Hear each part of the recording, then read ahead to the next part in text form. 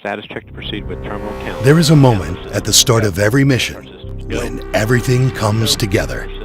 A moment when years of preparation and planning are put to the test. Clear to proceed. There are no second chances.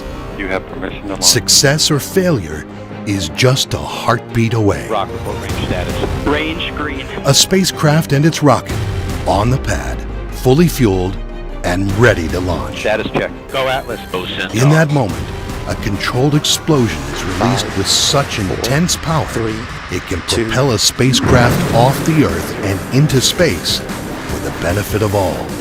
We call this moment T0. This is its story.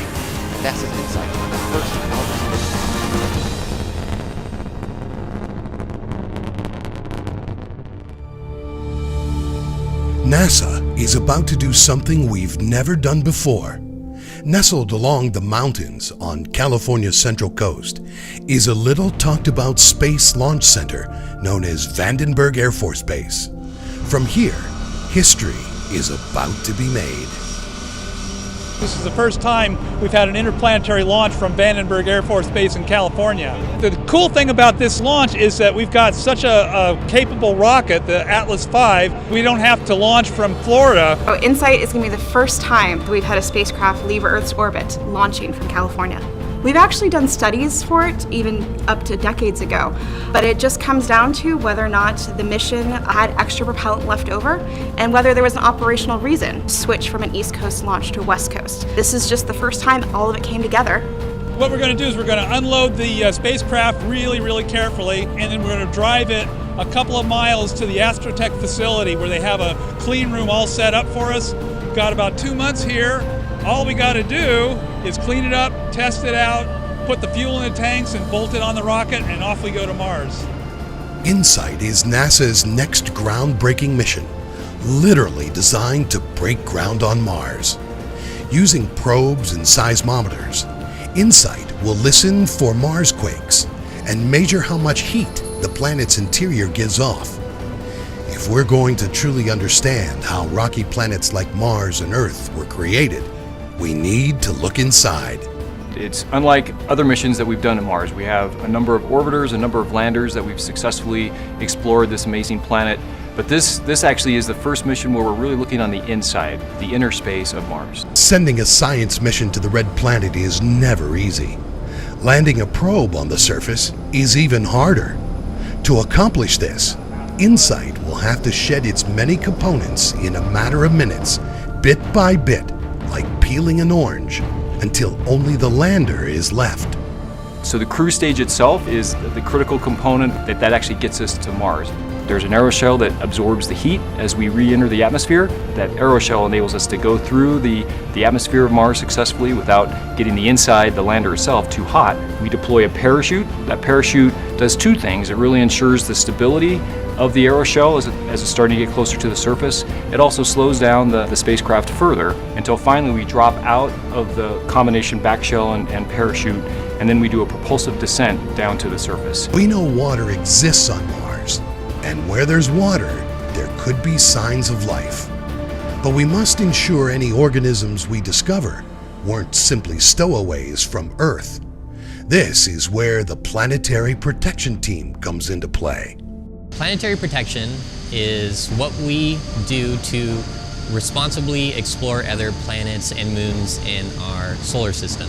In order to do that, we need to make sure that we send a clean spacecraft there. We would hate to get to another planet or moon and think we discovered life, but it was actually something that we brought with us. So we collect our samples on InSight, any part of InSight that's going to land on the surface of Mars. We bring it back to our lab and we process it using a NASA procedure. If we run into a situation where we take a sample and it comes back as having a higher number of bacteria than what we want, then we make sure that the engineers go back and clean those surfaces with the whole idea that we don't want to cloud our ability to potentially find life on another planet or moon. Lockheed Martin Space of Denver, Colorado, built InSight with an extremely efficient design, streamlining what needs to be done at the launch site. They ship the spacecraft to Vandenberg with no assembly required. Simply check it out, fuel it, test it, encapsulate it, and it's ready for launch. The processing for our spacecraft has been very smooth. A lot of the processing had to do with fueling the spacecraft, removing some removed before flight items. Everything else was pretty much already installed on the spacecraft in Denver, Colorado before it was shipped here. And that's called a ship and shoot, which means there's not too much to do except for to fuel the vehicle and do some last minute power on checkouts of the onboard computers and subsystems. These preparations are crucial. Everything must be working perfectly before InSight leaves Earth. This effort is designed to ensure a safe arrival and landing following the 6-month trip from Earth to Mars. In the meantime, United Launch Alliance, or ULA, is busy at their launch pad, Slick 3, assembling the world's most successful rocket, the Atlas V. Well, I mean, we're building a rocket. What's not exciting about that? And really excited to be able to launch the first planetary mission from the West Coast. First, ULA stacks their Atlas V booster onto the launch platform. Atlas V is powered by the mighty RD-180 rocket engine. The RD-180 is a powerhouse, burning highly refined kerosene known as RP-1 and liquid oxygen for thrust.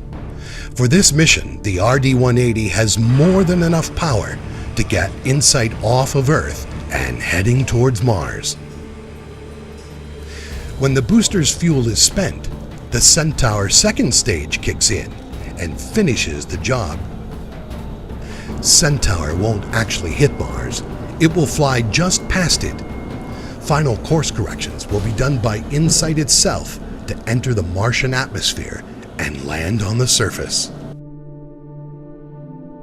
Once fueling and testing is complete, the team from United Launch Alliance will encapsulate InSight inside its payload fairing, the shell that keeps InSight clean and safe during its dangerous ascent through Earth's atmosphere. We're at the phase of the mission where we're encapsulating with the launch vehicle, and the ULA team with their fairings now come in and they take the two halves of the fairings and they make a clamshell around the spacecraft to help protect it for the environments that we see during launch. And we do that because as we leave the Earth's atmosphere, the air and the molecules in the atmosphere would tear up our spacecraft otherwise, and the fairing is there to protect us. With InSight encapsulated in its fairing, it's time to move the payload out to Slick 3. But this California coastline comes with its own set of challenges. The surrounding marine layer can swallow up a launch pad, reducing visibility to under a couple hundred feet. So right now, it's on the transport vehicle and it's ready to roll. And we'll be rolling out around 2 a.m. At that point, we'll have a convoy that drives very slowly from the payload processing facility out to the Slick 3 Atlas V facility. And once it arrives, we'll hoist the encapsulated spacecraft up to the top of the mobile service tower and place it on the launch vehicle. This morning when it was sitting on the truck and they put the crane on it, they started lifting it up. That's the last time this spacecraft's ever going to feel the ground of Earth. I'm just kind of jumping out of my skin. This is so exciting. We're getting so close to launch, and it's been a long, long road for me. This has been a challenging program. I mean, we've had a lot of technical issues to overcome. We actually had to stand down back in 2015, but since then we've gotten it all together, and things have been going so smoothly the last year. We really feel really confident about this launch now. We got it on top of the rocket. We're going to blast it off in just a few days, and when it gets to Mars and lands, finally it'll have solid ground under its feet again and get to work on probing the depths of Mars. But InSight won't be traveling alone. Hitching a ride to the Red Planet are a pair of CubeSats, twin satellites called Marco A and Marco B. So Marco is a dual payload riding as a secondary mission on its way to Mars. So Marco is a pair of CubeSats, and CubeSats are really small spacecraft. They're essentially the size of a large cereal box, so about this big. It's going to be relaying telemetry from the entry, descent, and landing of InSight back to Earth in near real time. After InSight is deployed on orbit and is heading to Mars, Centaur, which is behind me, ejects Marco A into orbit, and it'll slowly rotate itself so that Marco B ejects 180 degrees on the other side of the vehicle. But Mako is a technology demonstration mission. It's actually one of the smallest spacecraft we've ever launched to interplanetary space. It's the first interplanetary CubeSat. So in of itself, it has all of these technology that we've never tested in deep space before. So if Mako works this time, one of the cool things that we could do is actually replicate that system and fly it with other missions in the future. And whether you're going to Mars or Venus or maybe even further away to an asteroid, you could think of it as bring your own telecom relay. So everything went well today with the lift of the spacecraft and mate onto the rocket. It started off very foggy and windy, and right now it's a beautiful day, just typical California weather. And now we're ready to go to Mars. But just as twilight falls across the base, the fog returns, cloaking the coast with a bone-chilling mist that will last until daybreak. As we get closer to T0 liftoff time, a number of activities have to happen. There's a mobile service tower around the Atlas V rocket, and the InSight spacecraft is on top of the rocket, enclosed in the payload fairing. So we're going to back that mobile service tower away from the rocket to leave it exposed just beside the umbilical tower. Stand engineer, proceed with MST roll to park position. Roger. MST bores shall be closed in park position. Roger.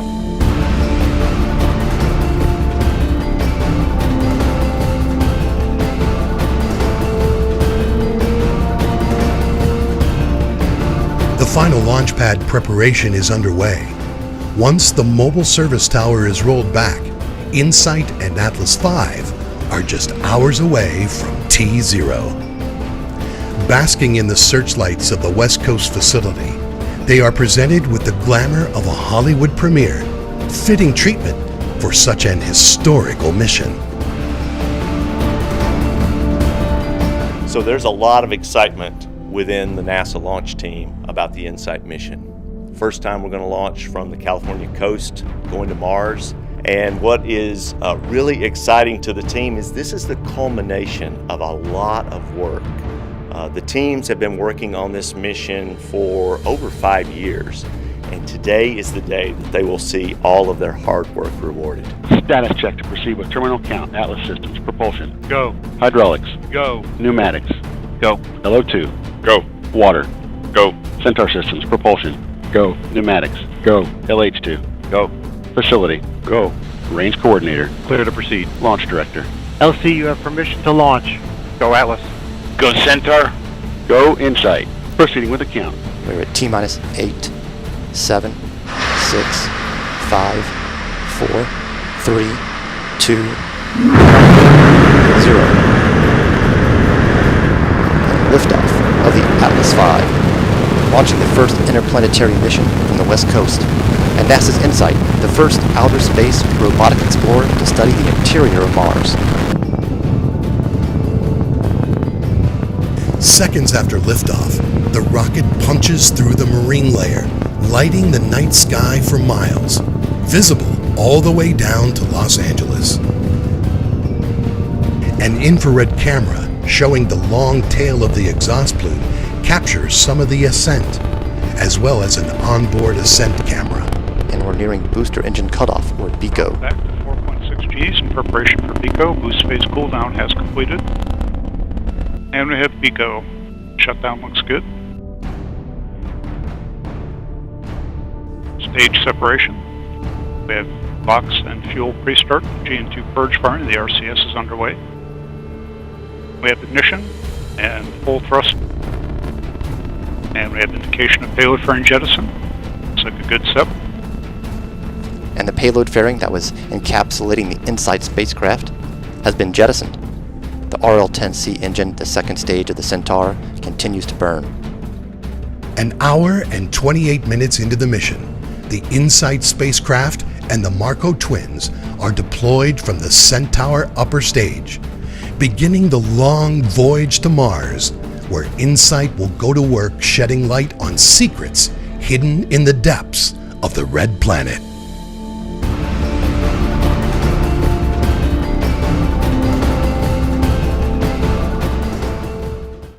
T-minus 3. Engine start. 2, 1.